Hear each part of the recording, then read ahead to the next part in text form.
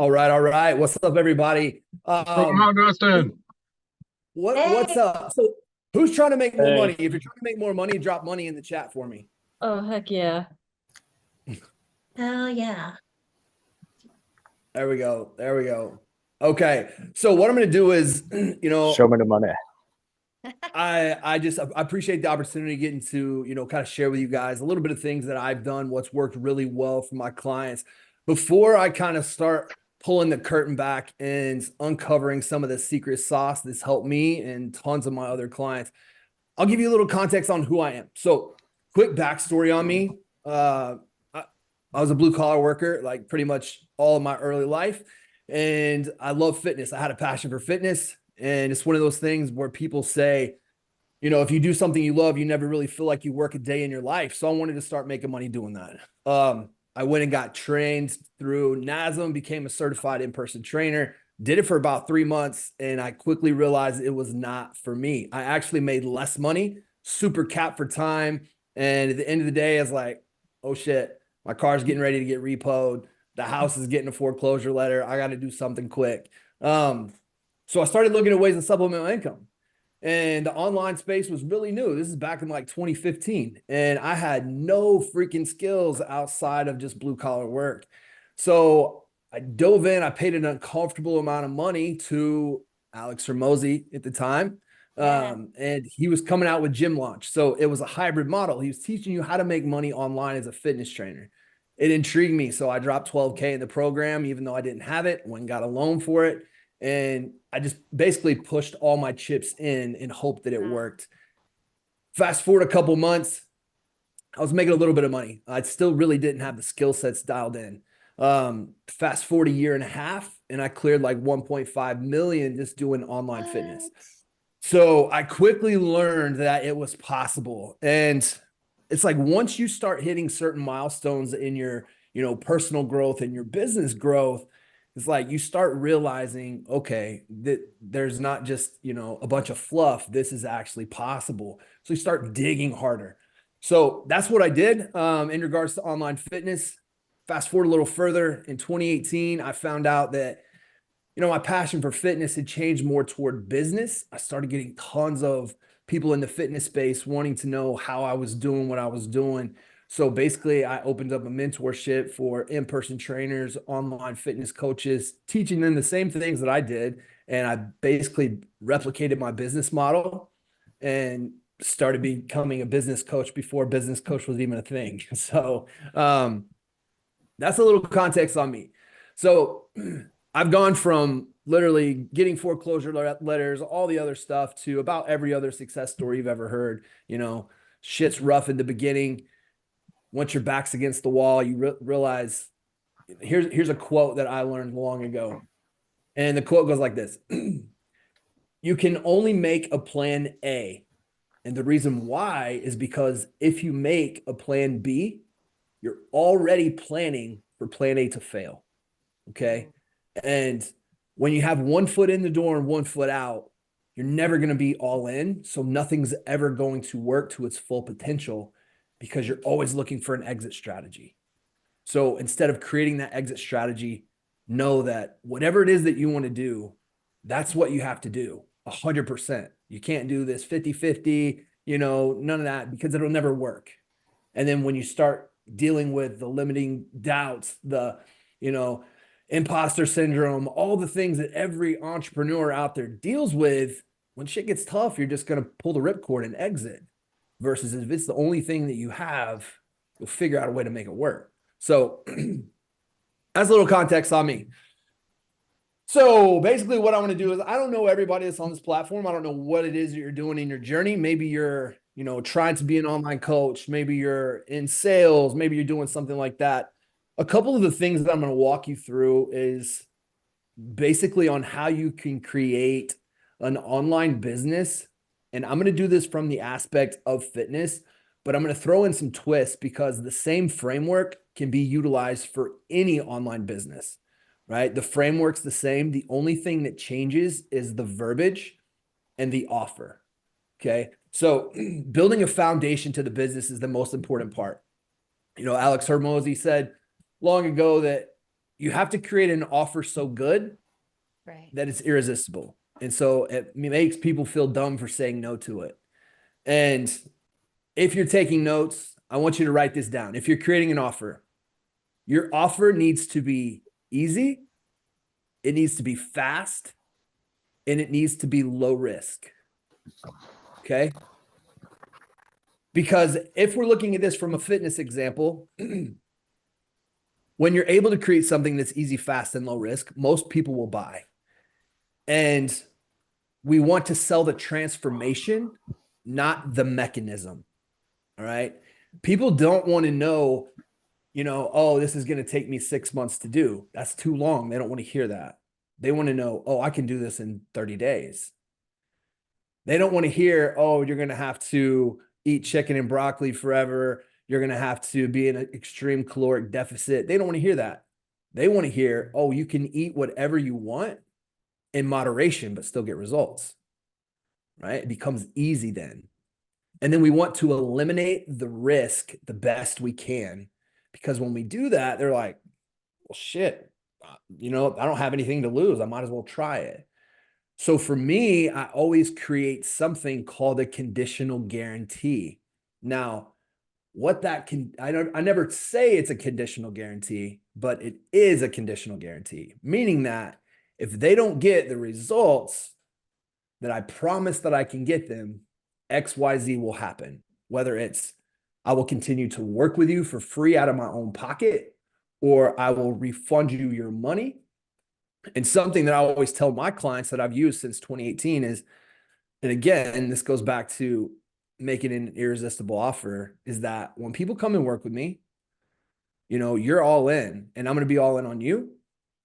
If by the time you graduate my program, you don't make your investment plus a 20% return back at the end, I'm going to kick you back not only your investment, but I'm going to throw an additional 20% in just for wasting your time. Right? So it's eliminating the risk. They're like, well, what happens if it doesn't work? What happens if, I don't really like the program? What happens if I'm not cut out to be an entrepreneur? It's like, no hard feelings. Like if it doesn't work, it doesn't work. But either way, you're going to get your investment back plus 20%, whether you make it or I'm giving it to you. So what's the harm in trying, right? So having those pieces in play when you're creating an offer will separate you from anyone else in the space. So the online coaching world is booming and blowing up. There's a red sea of coaches out there, whether it's, a business coach, a fitness coach, mindset coach, life coach, digital marketers and agencies, all this other stuff. So you have to figure out why someone would work with you over working with someone else. And the thing that separates you from everyone else is there's only one of you. So it comes down to authenticity. And there's so many people that try and copy other, pieces of content, other people's offer, and that's only hurting you because now you have the exact same offer as someone else. It might work for them because that's their true identity and their brand identity, versus for you, it doesn't really resonate with you because that's not who you are. So your methodology and your secret sauce is that it's you, and you only have your own story. It doesn't work for someone else. So that's kind of the foundation of the business. So creating a solid offer that's easy, fast, and low risk is the first place to start. And then you're going to dive into like a tagline of something else. And what that tagline would be is like, you help XYZ person achieve XYZ result in blank amount of time, right? And you can even throw in without them giving up whatever it may be. So if you frame that around fitness, for example, it's like, I help busy moms, get back their self-confidence and lose 10 to 15 pounds without giving up a glass of wine every night, right? It resonates with the audience because it's like, who is my ideal client in my avatar? It's someone that I relate to.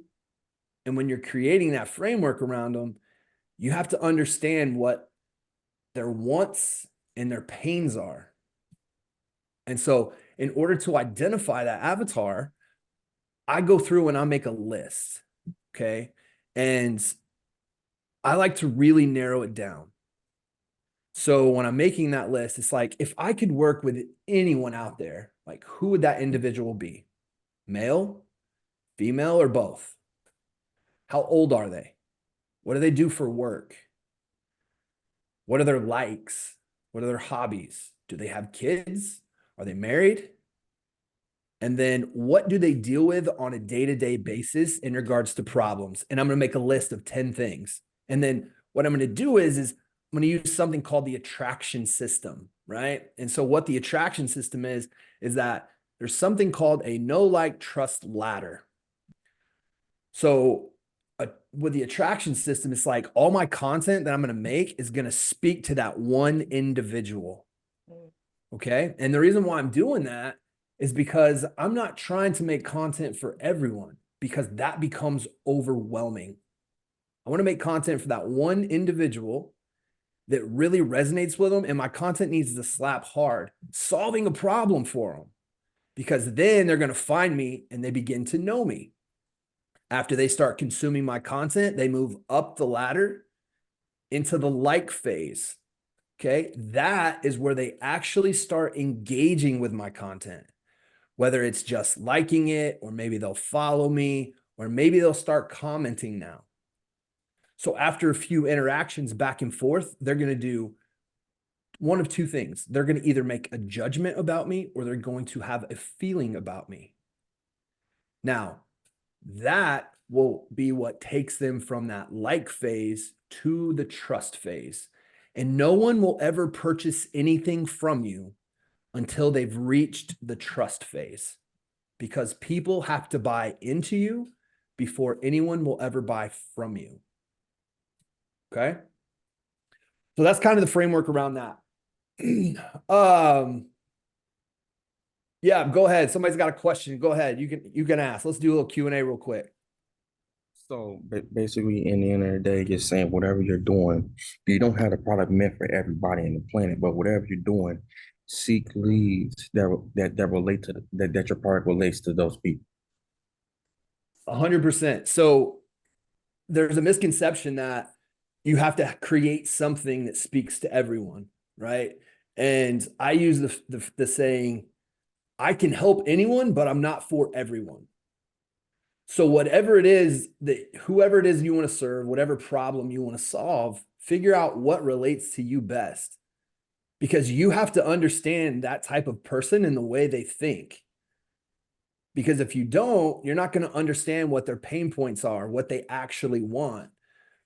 So once you kind of build it to where you're in a box, it's like, okay, this is the type of person I'm looking for. So for example, like me right now, like I would do a horrible job if I was trying to help, 20-year-olds to 25-year-olds, get shredded for summer or lose weight. The reason why is because I can't relate to them. I don't know what they really want. I don't know what they're dealing with from their day to day. You know what I mean? Like, I just don't understand that avatar anymore. But if I were to choose someone in my own age group that's like a busy dad, that it's an entrepreneur, or that wears a CEO hat, now that individual I can relate to, because I deal with the same shit on a day-to-day that they deal with. You know what I mean? Now, I know what you mean. Now, because you've been 20 and 25-year-old, you've been there, you've done that. So here's my question. If one was your neighbor, could they replicate what you do in your city, or is it a competition? Mm-hmm. What do you mean? Kind of rephrase the question a little bit. I think Let me reframe the question. If Sure. one were to do what Dustin does, could they do it next to you, or they have to be in a different city, a different geographical location? No, 100%. They could be my neighbor. Yeah, because the marketplace is so big. You know what I mean?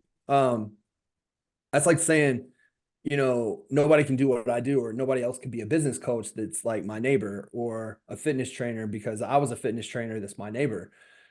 That's the beauty of being in the digital space, is that your reach is unlimited. So for example, back when I was a fitness coach, I was in a very rural area. So I was tied down geographically to that one little gym. So it's like, if I didn't have enough clients coming in the door, like I was just sitting on my ass, not collecting a check. versus when I went online, like I could talk and have as many conversations and network with as many people as I wanted to because my reach was unlimited. That's what I love about the online space versus working in a brick and mortar, right? Because like I've done the brick and mortar thing as well. Like when I actually started making money, I wanted to start investing in real estate. I wanted to start doing, tons of other projects. I went and bought some commercial buildings, tattoo shops, antique stores, all these other things, but I hated it because the overhead was so high, the profit margin was so small, and it took so much time to manage everything, inventory, employees, all this other stuff. Does that answer your question? How does your online space? I mean, clearly you're successful, but now that we have AI, how does that commingle? Sure. So, great question. AI is just a tool, right? And it will work in our benefit as business owners because we're able to earn some of our time back by leveraging it as a tool. So, for example, I'll use ChatGPT and my team will use ChatGPT for content. And with ChatGPT, it'll spit out some really dumb information. It's all about how you ask the question. So, for example, if you guys remind me before we jump off here, I'll share a Google Doc with you guys so you can have it. That's like my top ChatGPT prompts.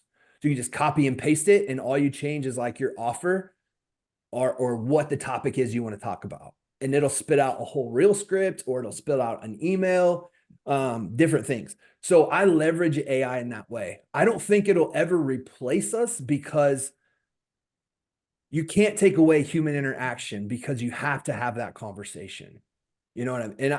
And I've tried using this. So a buddy of mine, Caleb, he came out with a company called Air, and all of these sales closers were afraid that it was going to replace them because instead of you picking up calling somebody, they can just call and then it's automated and somebody will actually talk to them and respond.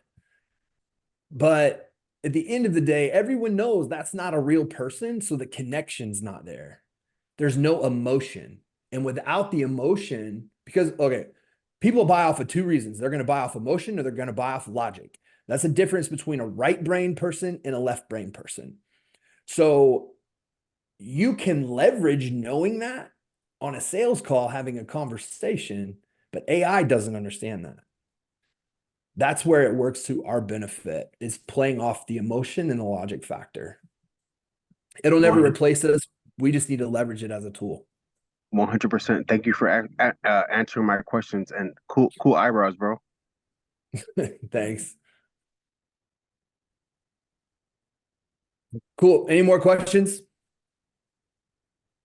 Awesome. Okay. So when it comes to, all right, let's say we've got our offer created. Now we need a couple things.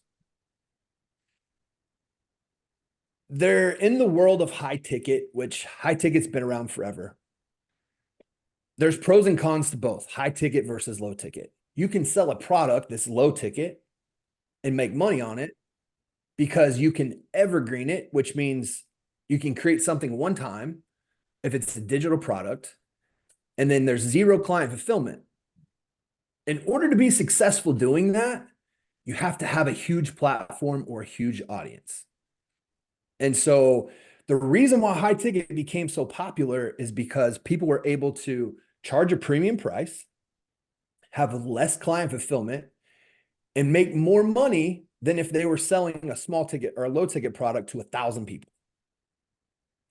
So kind of the mindset behind it is there's two different offers. You have a B2C offer, which means you're selling something to your everyday person, whether it's fitness, life coaching, mindset coaching, something like that. Or you can even just be a product of some kind.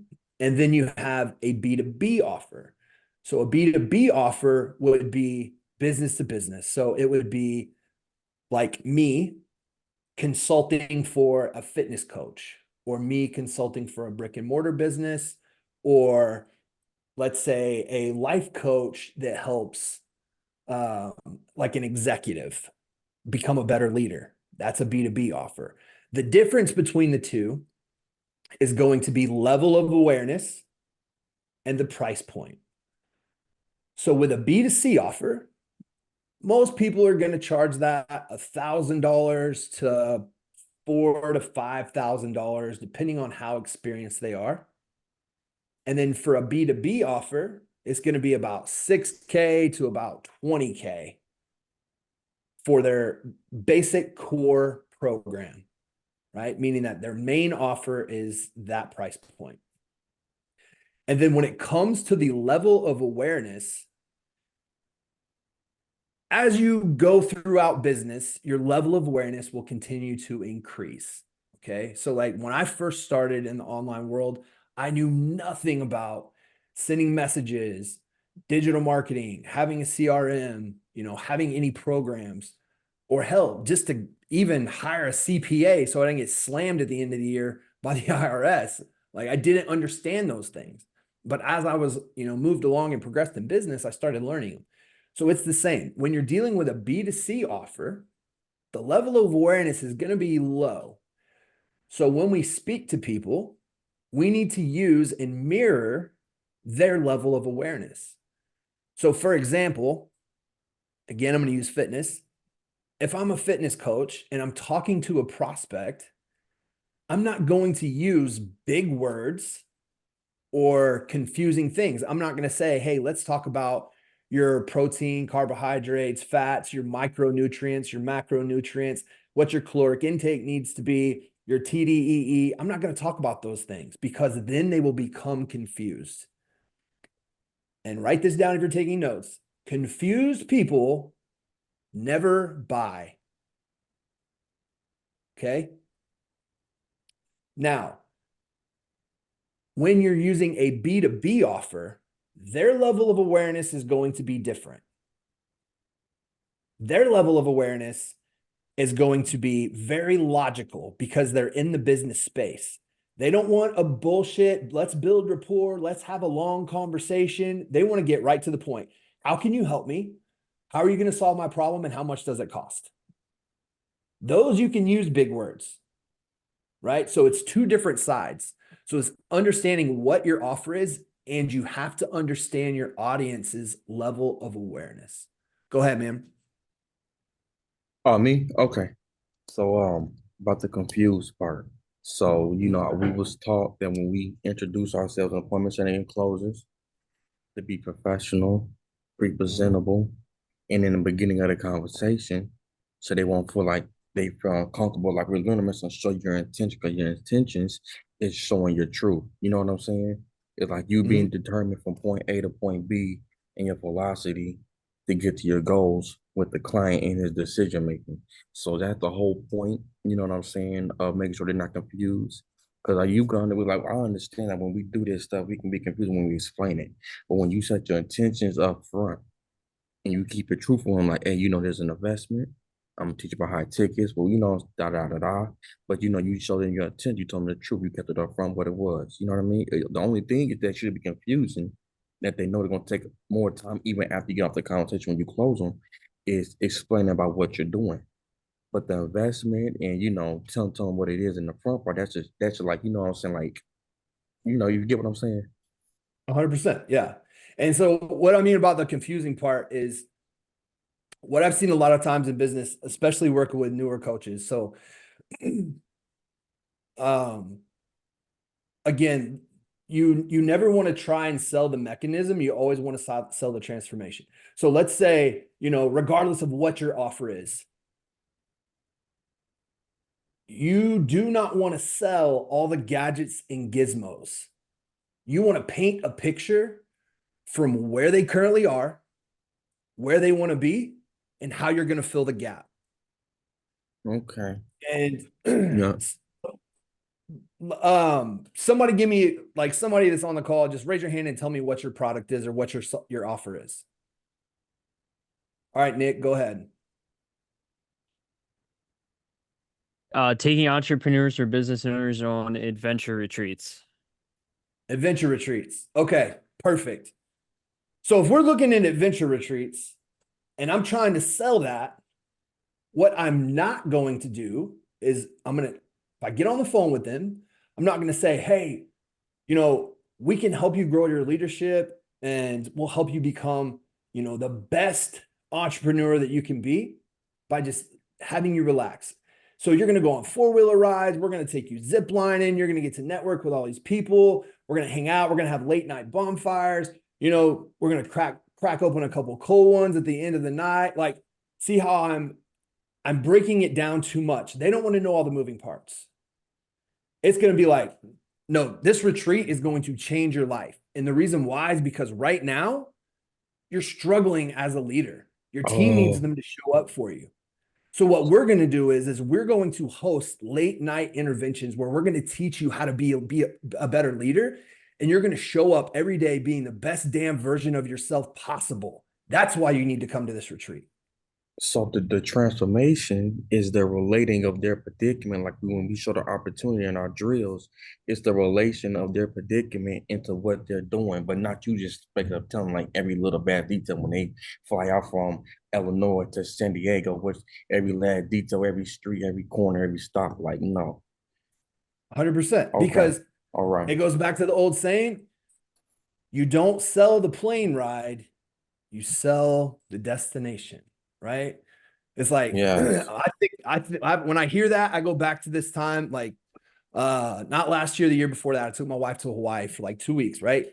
And it was a horrible, like the trip was good, but the experience was horrible. And I'm not going to go into all the details, but when I hear that, I revert back to that when I'm on sales calls. And it's like, if someone were to try and sell me that, they're like, well, first we're going to go to Atlanta. You're going to get on a plane. You're going to take an 8-hour plane ride and it's going to take you to LA. And then you're going to get off that plane. You're going to get on another plane and probably have a 2-hour layover. Then you're going to fly the rest of the way to Hawaii. It's probably going to be about 16 hours. It might be a little cramped because even though you might purchase business class, they're going to put you next to somebody that's a little bigger than you. You're going to be pretty jammed up. You know what I mean? And then when you get there, you're going to have to get off. You're going to go through customs. Like if I heard that, I'd be like, fuck that. I'm out. I am not going. I'm sorry. I love you, but we're not going on vacation this year. You know what I mean? So it's important to paint the picture, and every conversation will be different because every prospect you talk to is going to have a different reason why. It's not always the same. And so when you're utilizing a script of some kind, like even though I know my offer like the back of my hand, but I still use a sales script. And the reason why is because I'm not reading it verbatim, word for word. I'm using it as a framework so that anytime the conversation starts going a different direction, I can look at the script and go, oh, I need to get back on point. I'm supposed to be, right now I'm at the analogy phase. So I need to bring the conversation back. So I'm not sure like what you guys are doing. So whenever I create a sales script, I look for a couple key parts. Very first thing that is the most important part of a sales call is the pre-frame. I don't care if you skip anything else in the sales call. If you skip the pre-frame, you're going to chase your tail at the end trying to close the deal. And what I mean by the pre-frame is that is you setting the expectation of the call. So you want to always be able to overcome an objection before it ever becomes an objection. Now, agree. I know Mike. I know Mike Barron personally. He's went from Section 8 to 8 figures. He owns an apartment complex. I've been to the apartment complex. Now, quick question, Dustin. Yep. How much you're teaching us, and we appreciate your time, from 5,000 to 200,000 a month. How much have you touched before you met Mike, and how much are you touching after you met Mike? So Mike and I actually just connected not too long ago. Where I'm at right now is in 2020, when I opened my business up, I dumped $1 million in ad spend that year, and I got a 10 million return. As of right now, I'm probably at 70 million in revenue from 2018 to today. That part. Yeah. And right before you go, Dustin, or keep on talking. So when you sell the destination, okay, right, you're having them walk in your shoes. So it's like when I onboard somebody into the academy or I do whatever, you know what I'm saying? And I don't talk about all that. I just be like, hey, I'm finna, because I know it's going to help you. I know it's going to work. I don't care what you say. You know what I'm saying? You're in it. And I, boom, I do what I did. But you know, you walking in my shoes. But my shoes work. Right. It's So like when you know something that works, but it's like when you know something that works, but then when you know something that works better and it's best, but it takes you out your circle, out your comfort zone, but you get comfortable because you know it works best, and it's like, you know what I'm saying, walking in my shoes. right. Okay. Yeah. Yeah. You get complacent and you know what works because you're used to it over and over and over. And if that's the pitch that you go with every time and it works, always revert it back to yourself. You know what I mean? Right. Gentry, whoever got their hand raised.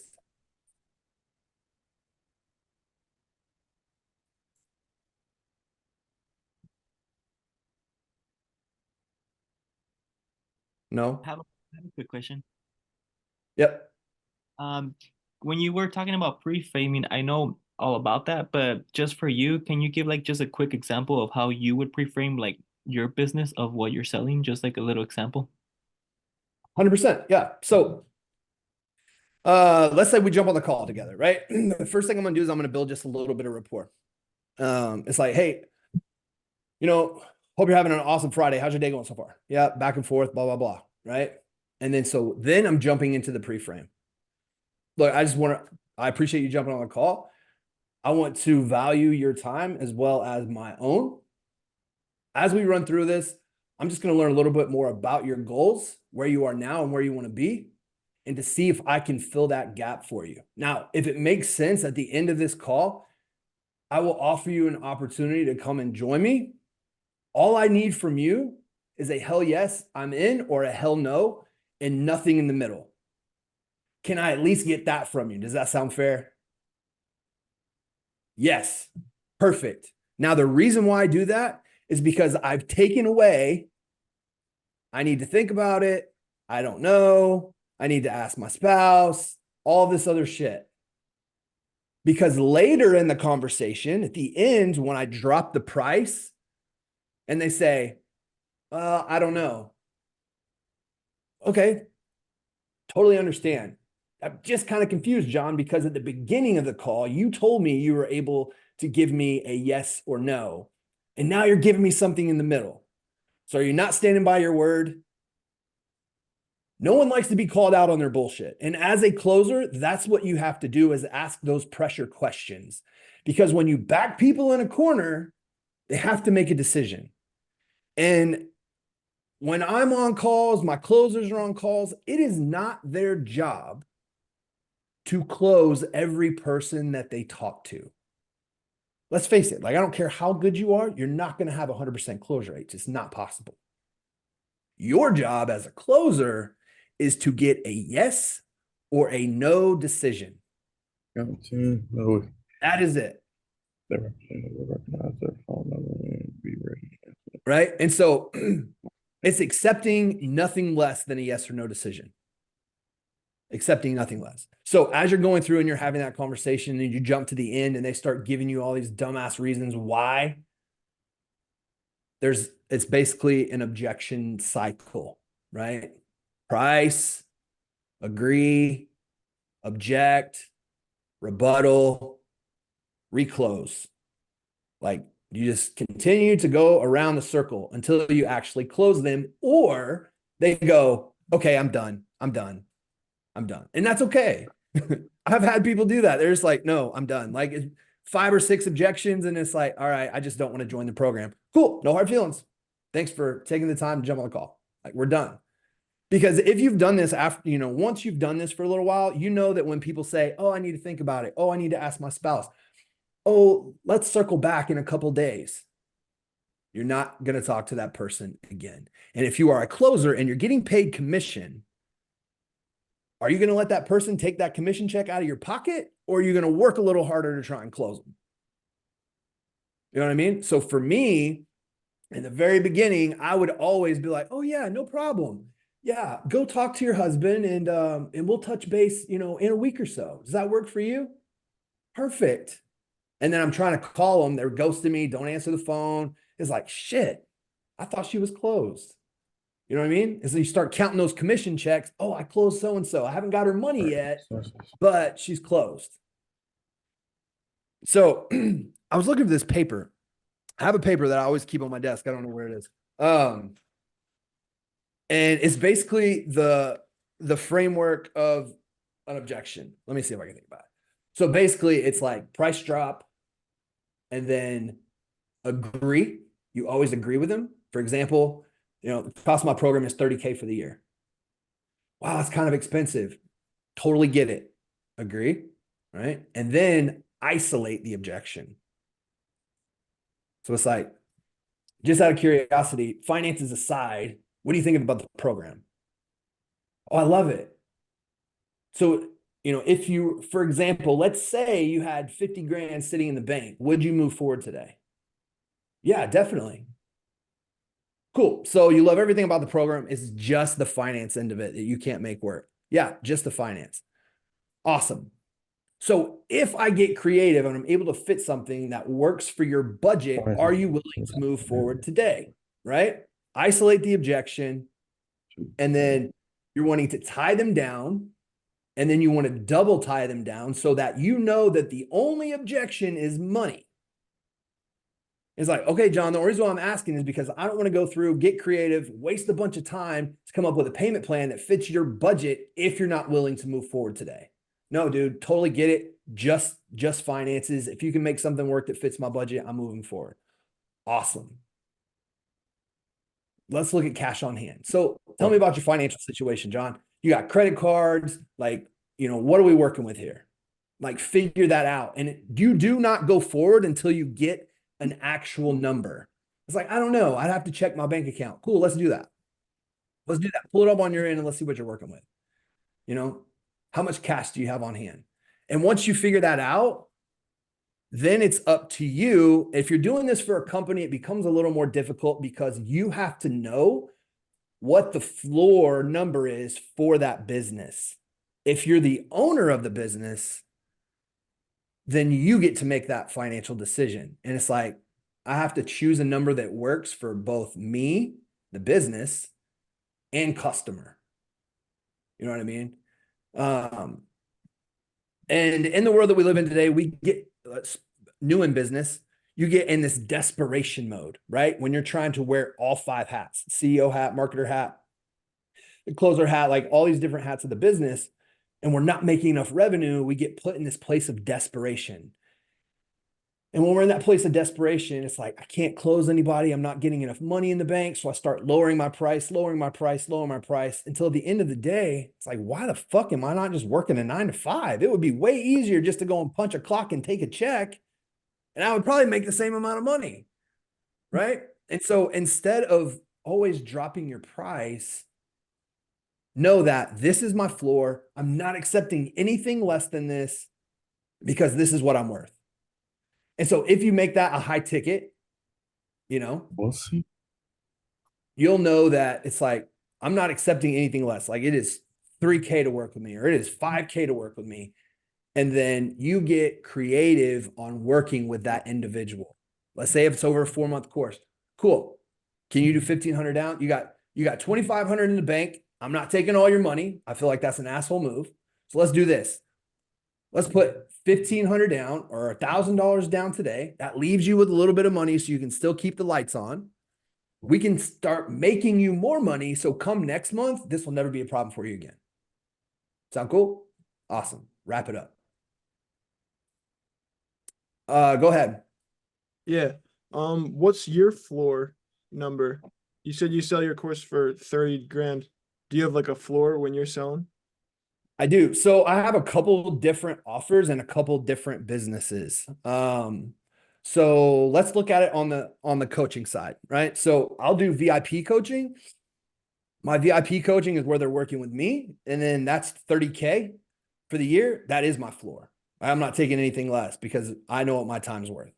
Now, if they're joining my program, I have 3 different offers, right? So I have what's called my Elite Academy. So anybody that's making 0, which means they're brand new in business, to $10,000 a month, they go in that academy. All right. So in order to get in the door, that offer is $8K. I know that my floor is $6K. And the reason why is because that's what will work for the business to cover payroll, cover expenses, and there still be a profit margin. Okay. That's a And lot so higher than I thought it would be. Like if you sell a course for 10K, I would assume that the bottom would be like 4 or 5. But hearing that it's like 6, 7, that's kind of mind shift right there. Well, yeah. So the floor for us is 6. And the reason why is because I want my closers to make money. And so I will give the option to my closer that if they go less than that, just know that they're making less commission. Okay. So that's up to them. Like if they need the deal, if like they're like, I need some food this month. I need to close some deals. Like if they want to cut it down, then they can, but it's coming out of their own pocket. It's not coming out of the business. Hey, pull up to San Diego, man. Steak dinner. Let's go. I'm in San Diego with Mike Barron. Pull up. Go ahead. Whoever's got their hand raised. No, again. Okay. All right. So we talked about pre-frame a little bit. We went through that. So creating social proof is huge, right? So we were talking about the attraction system a little bit in the beginning. Social proof is huge because it will always speak louder than self-promotion, whether that's testimonials or client highlights, things like that. And how I get testimonials from people is simply by asking. And when I first started as a fitness coach online, it was something that I neglected, and it really hurt me from growing extremely fast later on because I didn't have a ton of social proof.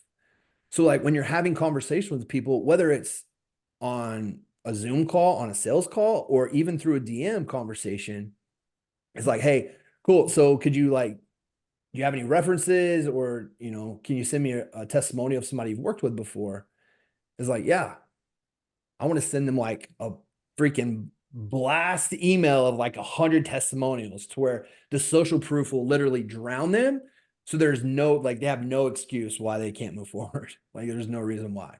Eliminate the risk completely. And so how you're able to do that is through a couple things.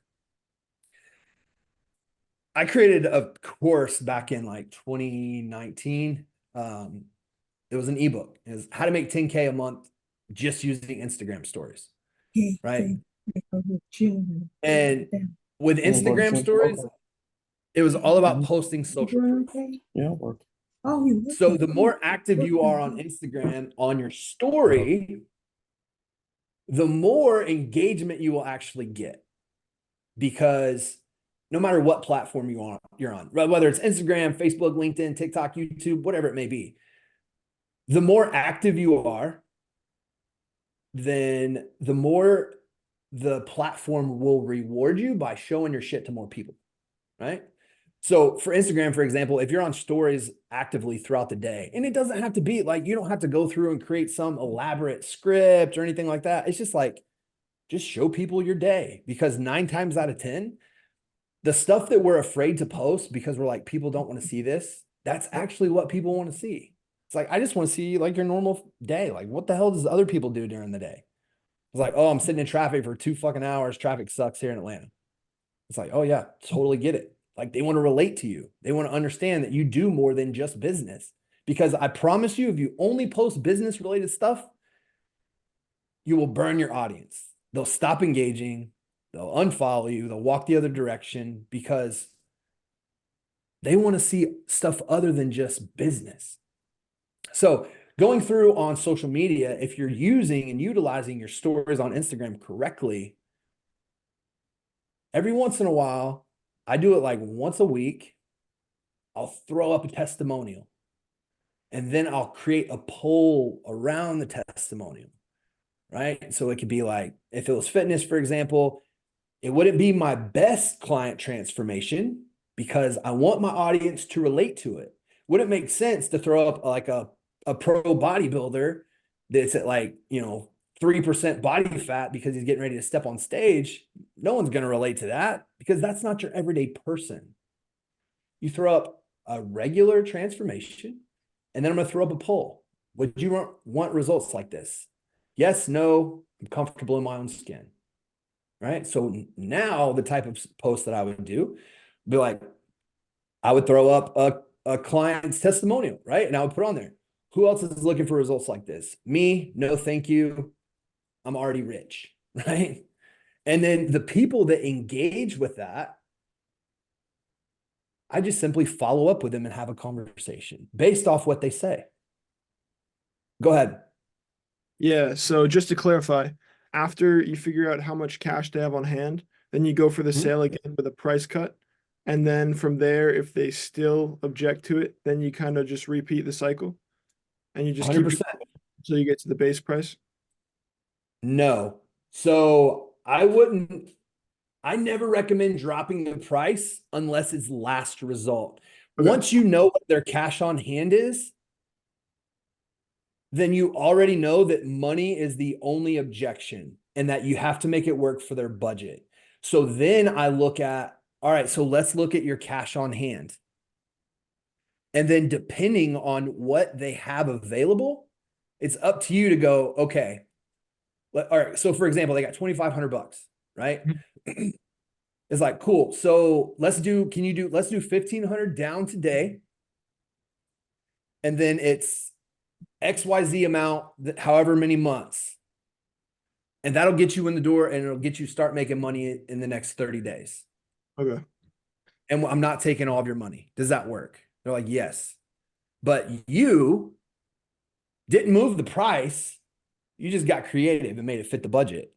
So like, for example, let's say your offer is normally $2K a month, right? So what you would do is that you would just take that $500 off the initial payment, and then you would sprinkle it into the next 3. So they're still paying the same amount of money. You're just getting a little bit less on the front end. Okay. And then if for some reason they can't make that work, then I would just ask them and be like, okay, what do you feel like you can afford taking care of this today? Mhm. And then it's up to you to go, okay, I can make that work or not. See, a lot of times I see people go, an old mentor of mine had showed me this, and I wasn't a fan. And the reason why is because I was cutting my own throat, getting less cash collected up front every freaking deal. And so, all right, let's say my product or my offer was 12K, right? So I would jump on the call with them. I would run through, I drop the price, and I would say, for one-on-one mentorship with me, group coaching, all this other bullshit, it's 12K. But what I'll do is I'm going to offer you a fast action discount. So if you move forward today on this call, I'm going to knock 2K off. So it's immediately 10K. So now I'm dropping my price, $2,000, in hopes that they take action. But what happens if there's still a money objection? Now I'm dropping my price even more, right? If I would have left it at that 12K in the beginning, they'd be like, oh, and just knock $2,000 off, and I'm still at the same price that I normally would be at. Does that make sense? Yeah. Okay. It does make sense. I made over 15,000 in sales with Mike in my first 30 days after I got certified. What does your people average in their first 30 days after getting certified? It depends. So it depends on what industry they're in. In the fitness space, if they're a B2C person, they've got a lower priced product. They typically sit around that $1,500 is what the product they're selling for like their core offer. So they normally about that 5K if they're brand new. And I know I stopped going through whatever it was that I did. So like Elite Academy is like the 0 to 10K. So they're pretty new in business. And then I have what's called my Next Level Academy. So let's say they graduate Elite Academy, they move up. That's for people making 15K to like 25K a month in revenue. And then after that, is where they would go into the Ascension programs, where eventually the ultimate goal is to come with me on one-on-one for my 30K for a year. But there's different stepping stones because there's always another bottleneck. So the people that I see scale the fastest with me would be in the Next Level program. And the reason why is because it takes a little bit to get all of those moving pieces in play in the beginning of a business. It's like, it normally takes them about 12 days to figure out who their avatar is, what their offer is, so that they get proof of concept and proof of conversion, which means that their audience is giving them positive feedback around their offer and they've actually sold it. And so then we start throwing some gas on the fire and they start running with that. So I guess the fastest growth comes from the Next Level Academy. So people are about that 15K mark. What we do is I run them through and I show them how to hire a setter, how to hire an assistant coach so they can step away from client fulfillment. And we turn on paid ads and they go from like 15K to like 35K in about 30 days. It all comes down to ad spend. And as you get, further along in business, that's what really moves the needle. Once you start doing like that 20, 30K a month, it all comes down to, I always tell people, I take 25% of the profit that I make and I reallocate that toward ad spend. And the reason why is because you will continue to grow at a faster rate every month because you're going to continue to dump all of that money back in ads. So back in like 2018, it's like I took $1 million, and it sounds like a crazy number, but that's what I spent over the course of a year. And at the time, it seems very daunting. It's like, fuck, I can't spend $1 million in ad spend. What happens if I don't make it all? What happens if I don't make any money back? What happens if the ad doesn't convert? It's that self-doubt, limiting beliefs. What happens if, because there's so much risk involved? But I was like, fuck it. I did it anyway. And I still got a 10x ROAS. So like return on ad spend. So is putting $1 million in ads worth it to make $10 million? Absolutely. Did I do it over and over and over to continue to scale my business? Absolutely. Because there's one of two ways that you can make money or to get more eyeballs on your shit. Organically and paid traffic. Organically means you or a setter is trying to have conversations and bring people into your ecosystem. It's through content, network expansion. There's different ways, but you're spending time doing it. So you're spending either time or money. Or you can just go to paid traffic and it's like, I have a little bit of money that I'm willing to invest and I'm going to do that. And I'm going to run an ad to a DM messenger campaign to where instead of me having to go out and manually message all these people, they're going to see my ad and click on it and they're going to message me because it's way easier. And as you get along in business, it's like, which do you actually value more, your time or money? People will always tell you, well, I value my time more, but their actions will always tell you the truth.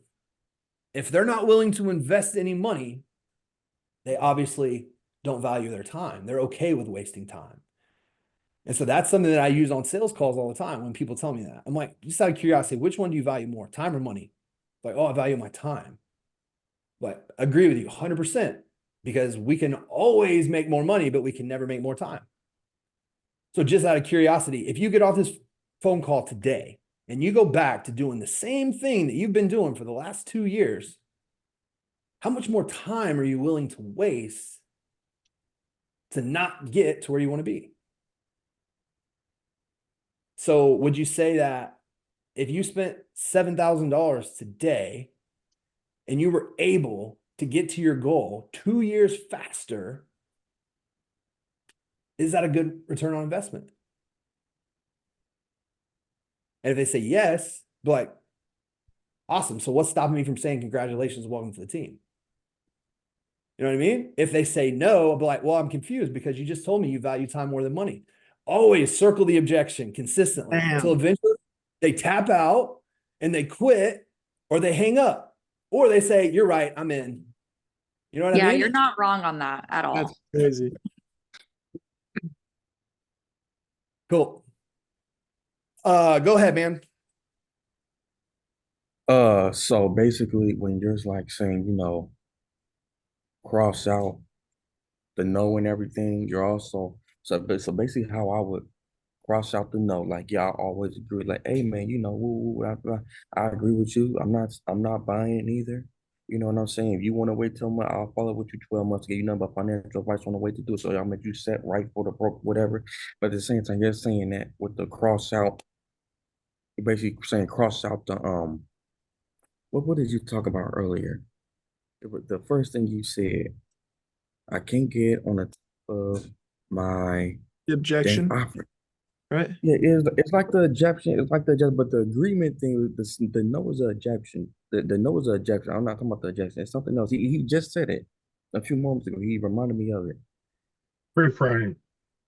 Oh, pre-framing the No. call for the expectation. Limiting beliefs. Um. Invest in yourself.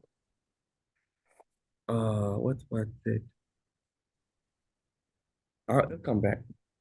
Okay. So when we look at sales, we're looking at it like this.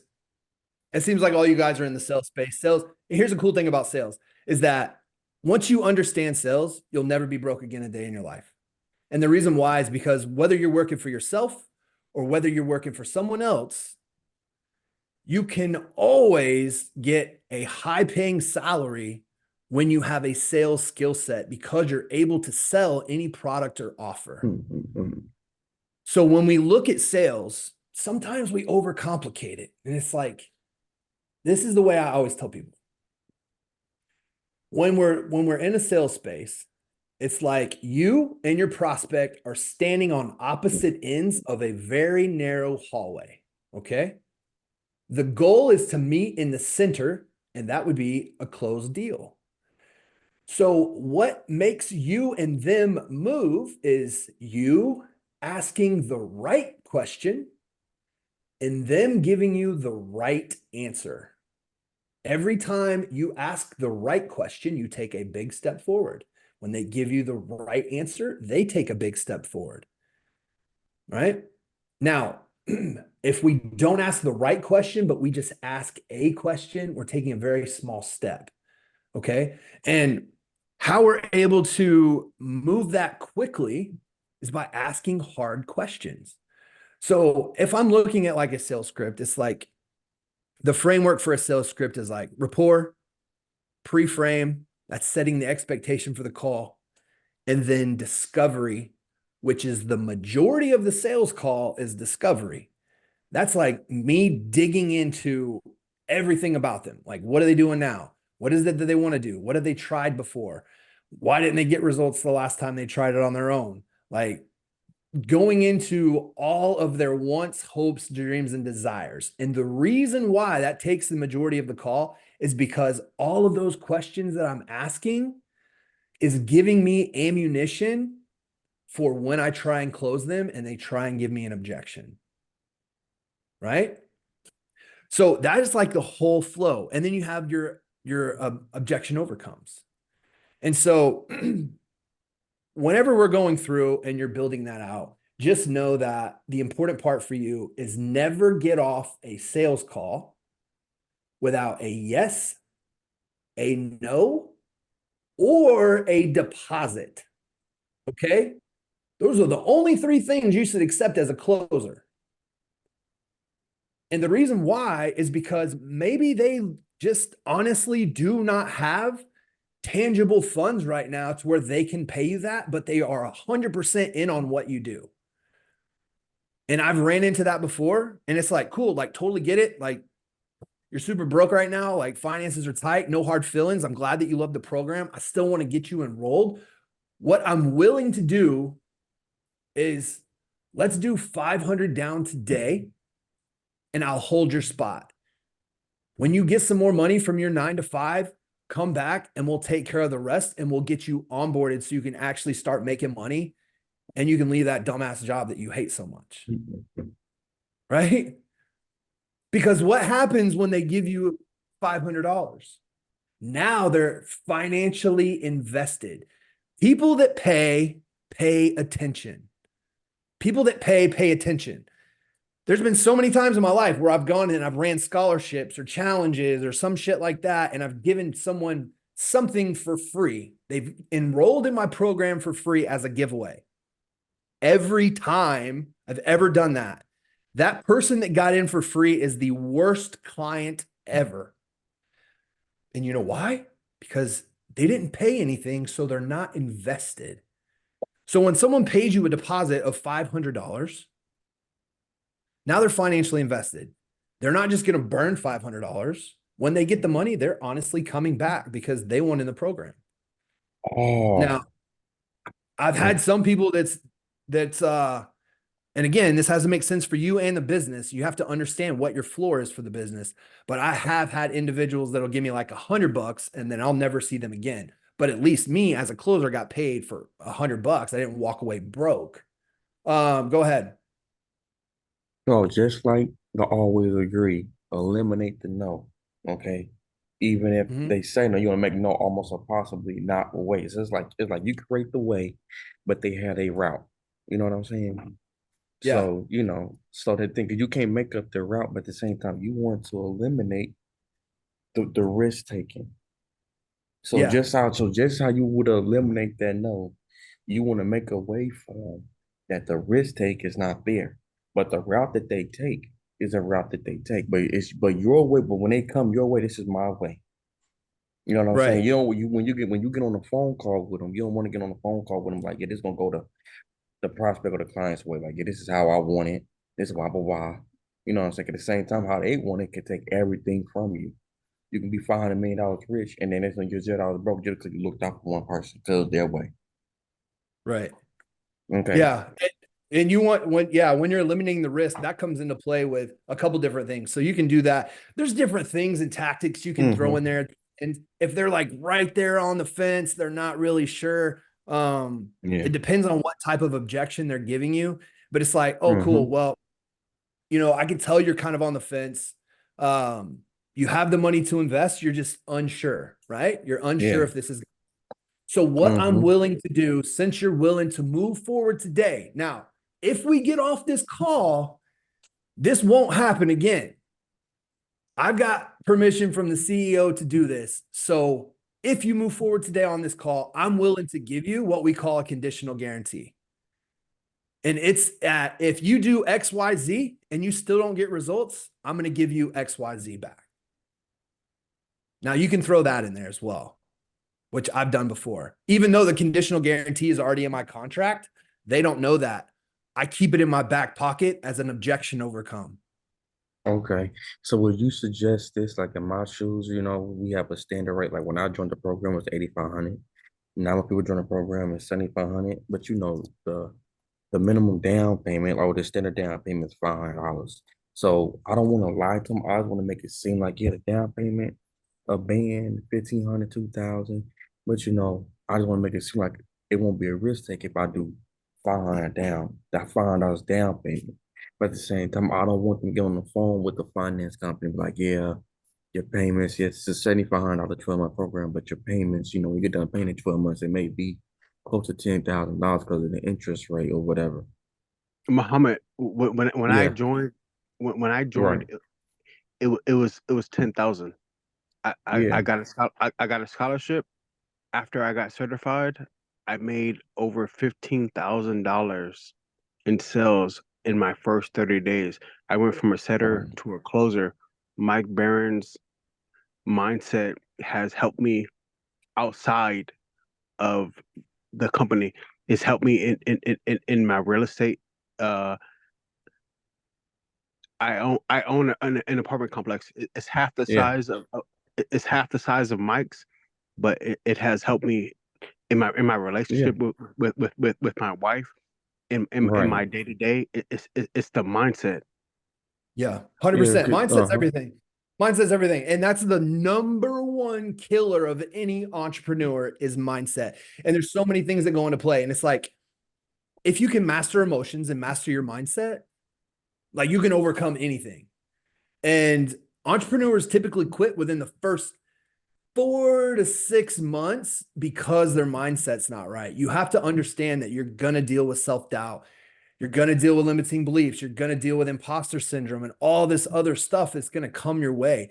But if you create a mindset routine of some kind, like for me, like my biggest thing was like, I have non-negotiables, right? So, Bedros Koulian, I don't know if you guys know him, great mentor, super expensive, best mentor I've ever had in my life though, because I learned so much. And he has non-negotiables, and it was something that he taught me. And what that means is that when you create non-negotiables, I don't care what's going on in your life. This shit right here is getting done.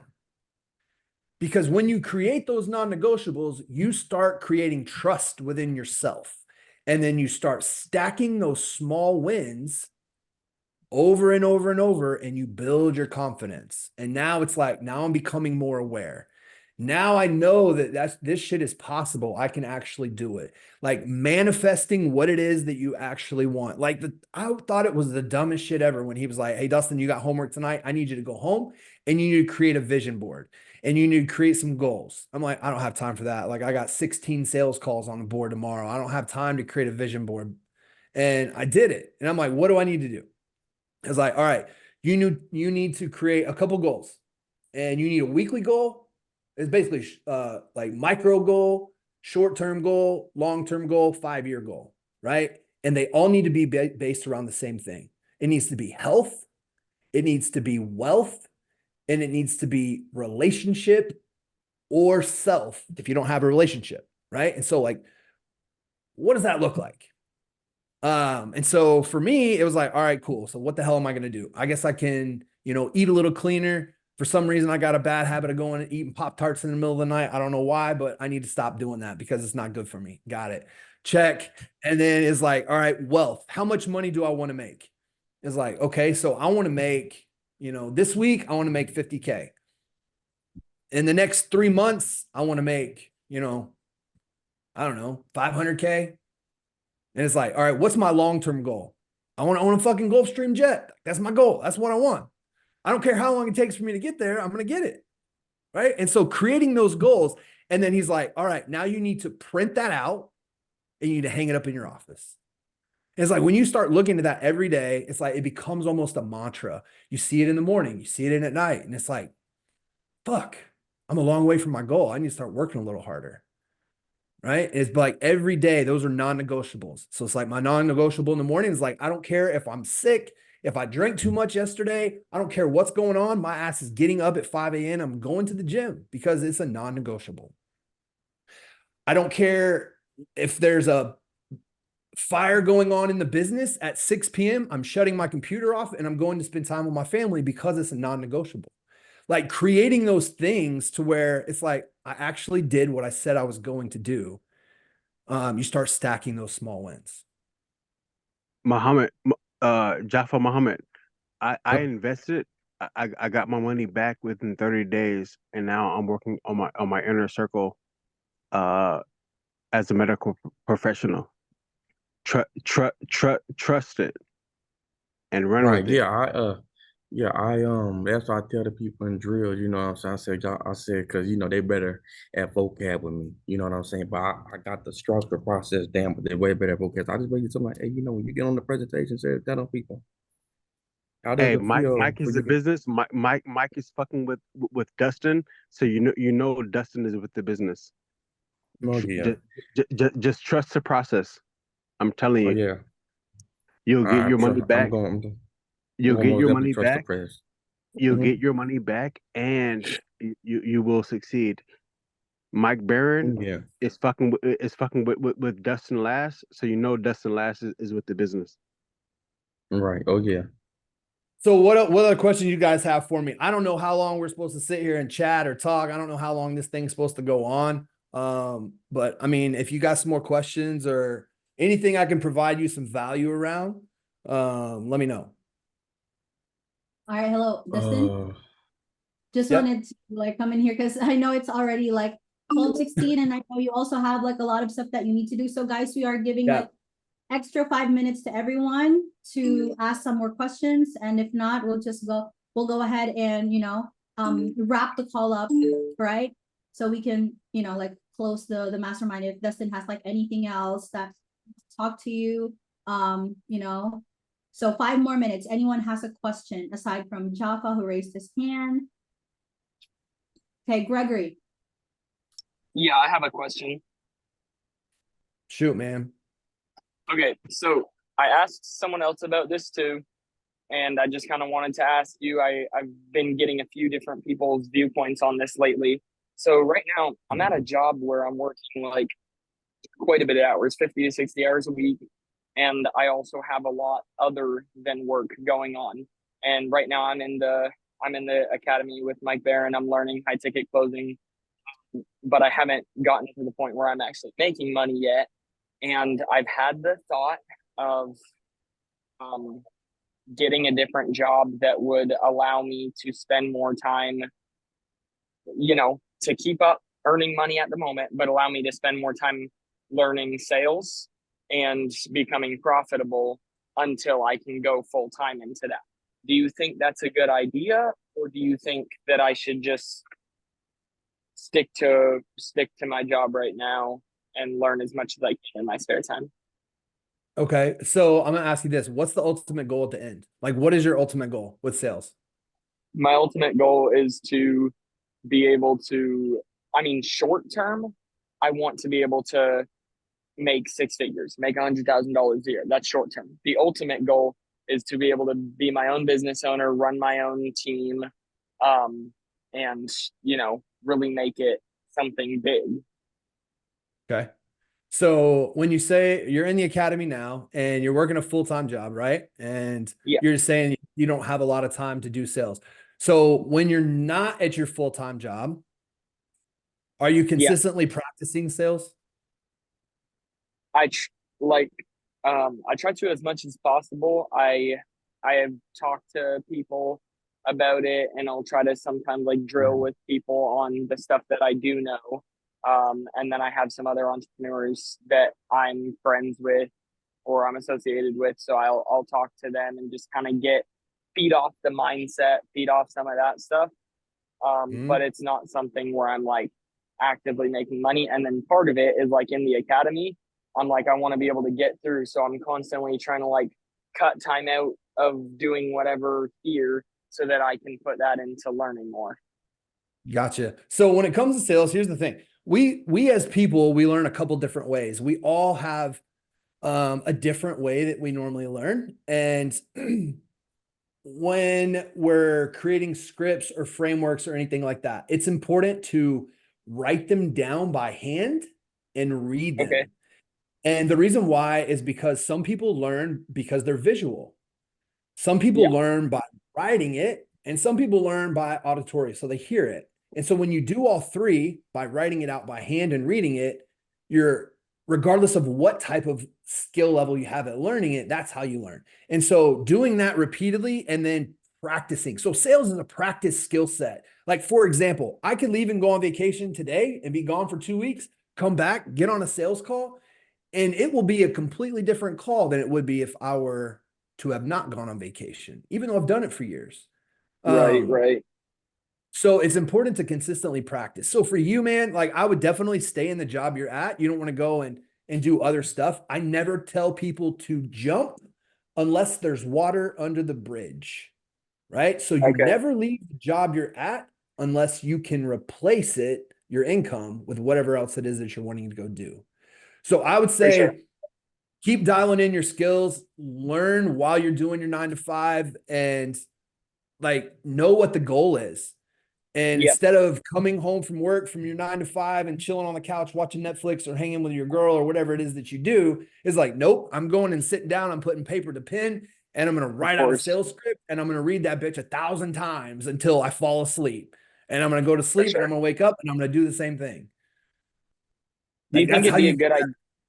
Yeah. Do you think it'd be a good idea also to just like get opinions from people that aren't in sales? Like, hey, can I, do a mock sale, with you, and basically just test out different scripts to see kind of what sounds the best to them or what would draw them in the most? 100%. So this is what you do. You call every family member or friend that you have that's willing to jump on a Zoom call with you or a phone call, but you need to record it. And the reason why is because when you go back and listen to that recording, you will start critiquing everything that you did wrong and you'll start correcting it on your own. We all have different tics or habits that we really don't know until we start hearing ourselves. So I would highly recommend doing exactly what you just said. Record them, go back, listen to it, learn where you need to correct it, do it again, and just repeat it. Rinse and repeat over and over and over. And eventually, like if you do that and you really practice that skill set, dude, you'll be legit. You're Yeah. very welcome. Okay, that's awesome. Sounds good, man. I appreciate it. Yep, no How do we problem. get how do we get shoulders like you, Dustin? I got a big ass head. I want shoulders like you. That's a gym, man. You gotta go. I work out every day. Every day. Who else has their hand raised? Chris? Hey, Yeah, we'll end it with Chris, Dustin, because I know it's Okay. like time. Yeah. I think I got a sales call in about 7 minutes. So yeah, we can do this. Yes, sir. Go ahead, Chris.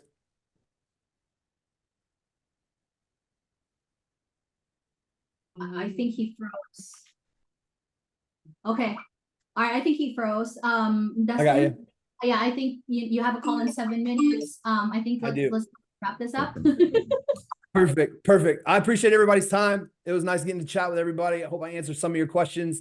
If there's anything I can support you on, or if you have questions about something, feel free to shoot me a message on IG or something like that. I know Mike's a rock star for all of you in his academy. I'm sure he'll do wonderful things. But again, always here to support everybody. I believe that everybody deserves a win. I like clapping and cheering for everybody. So again, I appreciate you guys for your time.